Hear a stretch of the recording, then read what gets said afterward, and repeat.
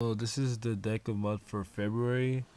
So it's well, let's see if you guys can guess. I just say it. It's a morphing jar deck.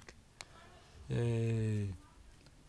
Okay, one morphing, one for jar number two, one needleworm. You just need these three. You don't even need multiple copies of needleworm or anything. You can get games so easily with these things. Combo of a lot of stuff. So Spirit Cretin to get them back. Triple giant rats, search out morphing or needle. Triple mystic tomato to search out this Sagon to search out morphing to your hand, which is what which I really prefer. Having it in your hand so you can set it without this guy's effect. You have a face attack, but you might have a book. So this deck uses and the Spirit Reaper. Uses the Spirit Reaper to hold OGKs or just in case for defense. So this deck uses like 12 monsters. It works really well because with the majority of its spells, I use 2 Taiyu. Why only 2 Taiyu? Honestly, it's because the deck still works with only 2. Like, it works very well. I mean, you don't really need the third one in. I really prefer using triple books though. Can't deny that you need to book everything you see. And you can you use this to book your morphing needleworm back face down. You can combo a Taiyu to flip it back face up, or if you didn't summon that turn or something. Even in the battlefield, you can book your morphing. It takes the battle, it's destroyed, but it gets to flip and you discard. You draw 5, so it's a good plus in this deck. Triple Eclipse. I use this to combo with creature swap. So I creature swap to the side, do a lot of stuff, and pretty much get game on their turn, or pretty much get game on my end phase. Well, triple shallow, cause it brings back stuff. Card. Double hand destruction, more mill. Both of them are additional mill. A foolish, get morphing to the grave. Reload. Honestly, I run reload over magical arm, or what's it called, magical mallet, because it's a quick place and you can set them and use them on your opponent's turn, just in case if you really need to do it. If one Feather of the Phoenix. I use this to combo with these double upside to draw to set to top deck something for my grave, like either a Taiyu, Book of Moon, or even morphing if you really need it, and combo with upside. Double magical stone, get your spells back. One spell rock production, just cause for one of your spells you really need. This is where I really like the double creature swap. I run this deck that I run on your opponent's side of the field.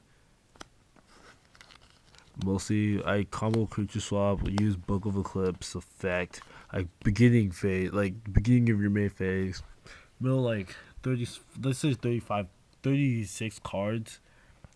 At phase, if I creature swap on their turn, the Book of Eclipse effect lets you Book of Eclipse puts all face down monsters on your opponent's side of the field faced up, and they draw a card for each. Plus, Morpheus jars effect would resolve or activate, and it gets games a lot. You go through your whole deck, so it's not like you don't see this stuff. You just have to be careful not to take your own self out. Triple Source of Concealing, so to come with the creature swap, and one Source of Revealing just for an additional flip and stall. Now Destruction. Dark Hole. Case Trunade. You can combo Trunade so easily. Let's just say they see what you start doing. They start setting a lot of their crap, like 4 spells, because you just use the morphing. Your turn. You morphing. You draw into Trunade, and you or you have a card destruction. You play Trunade. You get all their stuff in. So now they're at 9 in hand, and then you card destruction. With you have 4 cards in hand, so you draw 5 while they draw 9. I mean, draw 4 while they draw 9. Cause just say that both of them were face down or whatever, or you had to choose things in your hand. The card destruction face down. They drop 9 to grave and draw 9. And that thing's like the deck almost. If they have 40, that's almost a fourth of, or well, yeah, that's almost a fourth. Last spell is monster just to get the morphing back. I'm probably gonna put a burial because then the one problem with this deck, well, it still runs. Well, I've won when they removed my morphing, but I'm gonna put a burial just to get back or anything. Traps, traps, Wob, just to prevent. Okay, let me tell you about this card. This card has saved me against JD. It still has this card, but this one is the most important one.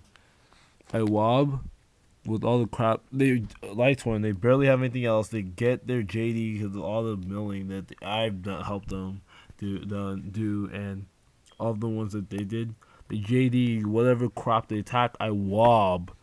They can't get game. I mean, even if you cold wave, I can chain Wabaku to it. I mean, really, it's not going to change anything. But the only problem is that I might not have anything on the field at the time or at next turn. Dark Bribe. I like this. It negates their thing, and it negates their spell trap. Plus, they have to draw one, so it this deck that ends up hurting them instead of giving them a plus. She's not really a plus, but and call Haunted to bring back Morphing or Songon or whatever you need it for. So this deck doesn't really have an extra deck.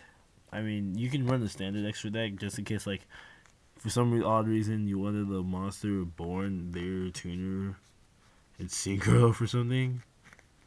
And that's like the only reason you would run an extra deck, but you don't need it.